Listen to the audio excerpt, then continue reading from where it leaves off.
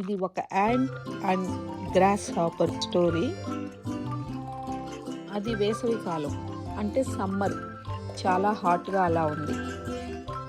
చీమ చాలా కష్టపడి చాలా గింజల్ని, ఫ్రూట్స్ని కలెక్ట్ చేసి తన ఇంట్లో సేవ్ చేసుకుంటా ఉంది. కానీ గ్రాస్ హాపర్ మాత్రం మ్యూజిక్ వింటూ, వైలిన్ ప్లే చేస్తూ హ్యాపీగా కూర్చొని ఉంది. అలా కొంతసేపు జరిగిన తర్వాత చీమ గ్రాస్ హాపర్తో అంటుంది, ఏ గ్రాస్ హాపర్, ఇది మంచి టైం మనకు ఫుడ్ కలెక్ట్ చేసుకొని ఇంట్లో సేవ్ చేసి పెట్టుకుంటే వచ్చే వింటర్లో మనకి భోజనానికి ఇబ్బంది లేకుండా ఉంటుంది. రా, ఎంతసేపు ఆ సంగీతం వాయిస్తావు, రా, గ్రాస్ హాపర్ అంటుంది.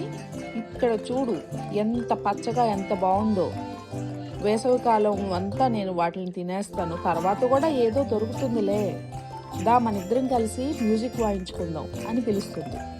కానీ చీమ తన పని తను చేసుకుంటుంది. కావలసినన్ని ఫ్రూట్స్, సీడ్స్ అన్నీ ఎత్తుకుపోయి తన ఇంట్లో దాచిపెట్టుకుంది వింటర్కి సరిపోయేటట్లు. తర్వాత వింటర్ రానే వచ్చింది. చీమ తన ఇంట్లో కూర్చొని టేబుల్ దగ్గర ఫ్రూట్స్ పెట్టుకొని కూర్చొని ఉంది. గ్రాస్ హాపర్ ఆ మంచులో తడుస్తూ నిలబడి ఉంది. చలికి గడగడ వణికిపోతూ ఉంది.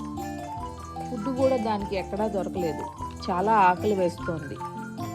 తర్వాత అది చీమ ఇంటికి వెళ్ళి తలుపు తట్టింది. చీమ తలుపు తీసి గ్రాస్ హాపర్ని చూసి జాలిపడి లోపలికి తీసుకెళ్ళి తనతో కూడా టేబుల్ దగ్గర కూర్చోపెట్టి ఇద్దరూ కలిసి ఫ్రూట్స్ అవన్నీ తిన్నారు, నవ్వుతూ మాట్లాడుకున్నారు. తర్వాత చీమ అన్నది, చూసావా, నేను ఇవన్నీ కలెక్ట్ చేయబట్టి ఈరోజు మన ఇద్దరికి ఆహారానికి కొరత లేకుండా పోయింది. అదే నేను నీతో కూడా పాటలు పాడుకుంటా ఉంటే ఇదంతా జరుగుండేదా అంటుంది.